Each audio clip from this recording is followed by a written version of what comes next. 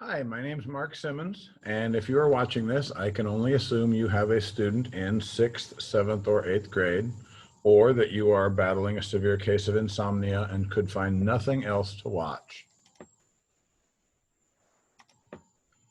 Just wanted to tell you a little bit about the way we will be conducting our science classes for the junior high. Each week, your students will receive a weekly science skills sheet. It's just a short worksheet, something intended for them to work on as their teachers are transitioning between classes.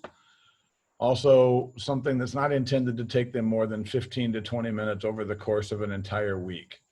Some of the answers they may be able to come up with on their own from things they've learned in the past. Sometimes they may need to search for answers outside of school. Definitely a skill they will use in their careers as scientists. Those will be collected at the start of class each Friday. Those will be a grade. So definitely encourage your students to make sure those are done before Friday.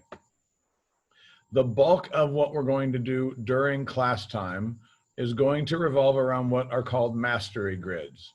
Each student completes their own mastery grid in which they're participating in self-guided learning and working towards mastery in a specific skill or in learning specific scientific concepts. My role in the classroom as they're doing this is to be able to move around from student to student, provide them the individual assistance that they need to reach their goals, and to make sure that any students who are struggling get the assistance that they may need. As a part of the mastery grid, students will be completing choice boards. At the end of each unit, I provide them with a choice board, which gives them several opportunities to select ways they would like to use to demonstrate to me what they've learned during the unit. Just a few of the projects include some artistic efforts, written explanations, using technology to create a slideshow or other demonstration, doing some research. I think there are 12 different options that they can choose from for each unit. And that's their way to demonstrate to me, other than just via taking tests and quizzes, what they learned during the unit. Obviously, I don't know how to type, but due to COVID, we will not be cycling classes in and out of the science lab without having adequate time to disinfect the room. However, students will still be doing lab opportunities in their classrooms as I move from room to room. They'll work on their labs in small groups, wearing their masks. For some of the labs, I may ask students to contribute by bringing some inexpensive consumable supplies from home so that they can conduct their lab as a group.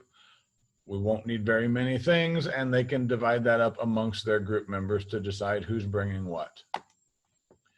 Finally, I feel it's really important that you and I have open lines of communication. Feel free to email me at any time if you have concerns about your child, if you have questions about science class, whatever the case may be. If you have positive things to say about your son or daughter and their successes in science class, I also love to see and hear those. Every time we do take a test in science class, those tests will be sent home. Students are required to get those tests signed by a parent so that I know you have seen their grade. Students can rework their tests to improve their score. So if they, or if you are not happy with the score they received on a test, any test lower than a 100 can be reworked and they can improve their score. Finally, I definitely encourage you to use the PowerSchool Parent Portal. It's a great way for you to stay informed about not just science, but all of your students' classes to make sure that you can see when they're struggling and reach out to teachers as needed. Thank you very much for listening to the video. I hope you have a wonderful day. I cannot wait to meet you in person or to see you again if we've met previously. Thanks, bye-bye.